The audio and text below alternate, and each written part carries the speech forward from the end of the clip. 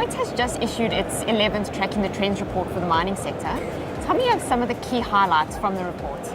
So Laura, this is the 11th year publication of our report. What you tend to see over time with our report is there are developing sort of story themes, arcs, if you like, of the stories. And we this year we've kind of focused more on things like, for example, the continuing story and the digitization, right? And the disruption in technology that's happening with a lot of the mining clients. Also, given the continued volatility in the market, given the uncertainty, trade disputes and the like, we feel we've really focused this year on the concept of strategy. You know, miners have got to make strategic choices. They've got to make strategic choices around things like what commodities they're in. You know, where should they be mining?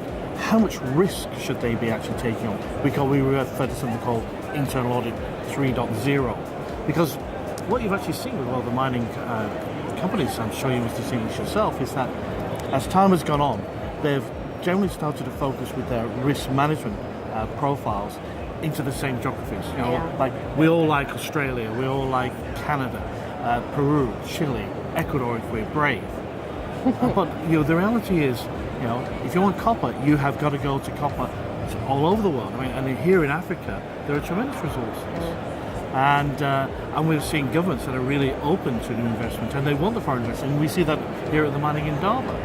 And so, you know, our trends report is really a reflection of, you know, advising our clients on how they should respond to some of those issues in the markets and those trends that are taking place. Compared to this year, how were the trends in mining in 2018? How do they differ? Well, there's a number of things that happen with these trends. I mean, as with all stories, sometimes they're more relevant in some years than other years. So you might have seen, like in previous years, in like 4 or 5 years ago, we had a big focus on things like capital projects. Big issue around that. And then we found a lot of the capital projects weren't being developed, the mines weren't being approved and the like. And by the way, this is now an ongoing issue in the mining sector. You know, we are facing severe supply shortfalls in key commodities, for example, copper. All right. Now then, when it comes to capital projects, though, this year we've put another trend back in this year around capital projects, because what we've seen is that we're starting to see a growth of those capital projects again. People are starting to bring the investment through. But what we're saying to people is that repeat the lessons of the past. Okay. They have to be so careful with that. And, you know, 2 or 3 big issues that happened in capital projects since they were very popular a few years ago. One is a lot of the EPCs, the people who actually build the capital projects for the mining companies, have actually gone out of business or changed. It's true. Changing landscape. And also, a lot of people within the mining companies themselves that were actually developing the capital projects, they've left and gone back to other industries. So now it's like we're facing this huge talent shortfall, which, by the way, really reflects on another trend that we talk about in the report this year, which is all about the future of work and the severe skills shortage that we see in certain key jobs and roles within the mining sector. What can we see moving forward beyond 2019? I think skill shortage is part of that. Maybe explain a little bit further around that and any other things that we might see cropping up beyond this year. Well, this is a world of disruption. I mean, I often say, volatility is the new stability. Yes. And that's the reality of our world. And the disruption that we see is absolutely real. And we've seen that with the whole technical, digital. We've also seen, for example, the impact of China's growth being perhaps less than we've seen in previous years. And now we're facing that, well, what are we going to do going forward in the future?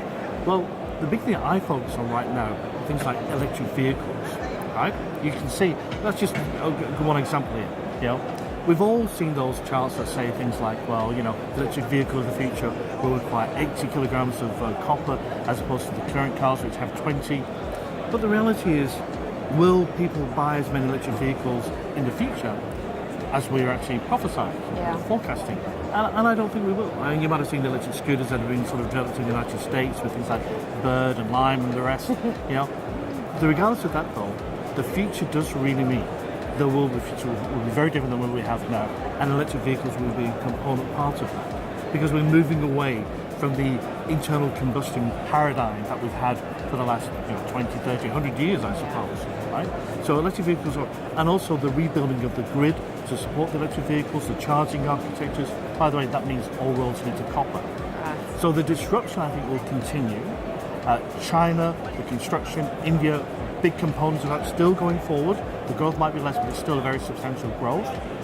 And now we're facing this huge supply shortfall in key commodities. The likes of the copper, and we've seen this with some of the battery metals and the like. What does that all mean going forward in the future? It means we have a pretty uncertain future, which therefore means, as I said earlier on, strategy becomes even more important. Absolutely. Well, thank you for your insights and thank you so much for your time. Great to speak to you today. Thank you very much, Paul.